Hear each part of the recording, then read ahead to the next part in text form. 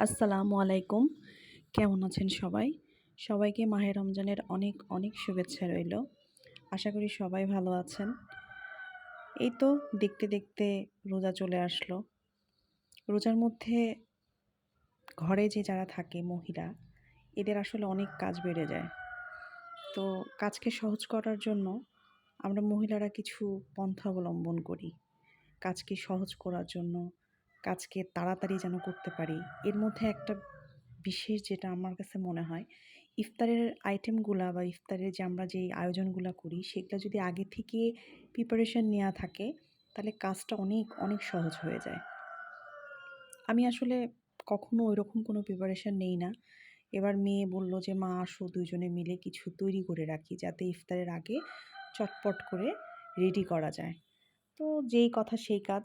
এই যে দেখছেন ২ টা কড়াই। এর মধ্যে একটার মধ্যে সবজি করা রেডি করা হয়ে গেছে অলরেডি। এখানে গাজর, পাতাকপি বিভিন্ন সবজি আছে, মাংস। এটা দিয়ে সমুচা করা হবে। আর আরেকটা যেটা দেখছেন এটা দিয়েও রোল করা হবে।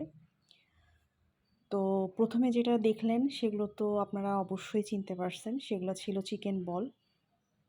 সেগুলোর প্রসেসটাও আপনাদের সাথে আরেকদিন শেয়ার করব। মশলা দেয়া হচ্ছে। আসলে কোনো কিছু খাওয়াটা অনেক মজা, কিন্তু তৈরি করাটা আসলে একটু কষ্ট। যাক, আমাদের কাছে আসলে কোনো কষ্টই কষ্ট না। এই যে ফাইনাল লুক, অনেক কষ্ট করার পরে অবশেষে আ তৈরি করা হইছে। কিছু সমোচা রেডি করা হইছে। আর আমি খাবারগুলা বক্সে করে ফ্রিজ আপ করব, যাতে নাকি অনেকদিন খাওয়া যায়।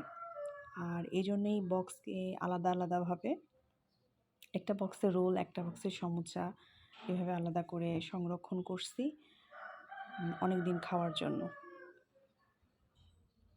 স্বাদটা কেমন হবে এটা তো আপনাদেরকে যেহেতু খাওয়াতে পারতেছি না, খুবই কষ্ট লাগতেছে।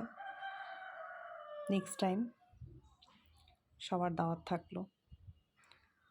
আর অবশ্য আসলে অনেক মজা হইছিল। ভালো থাকবেন সবাই।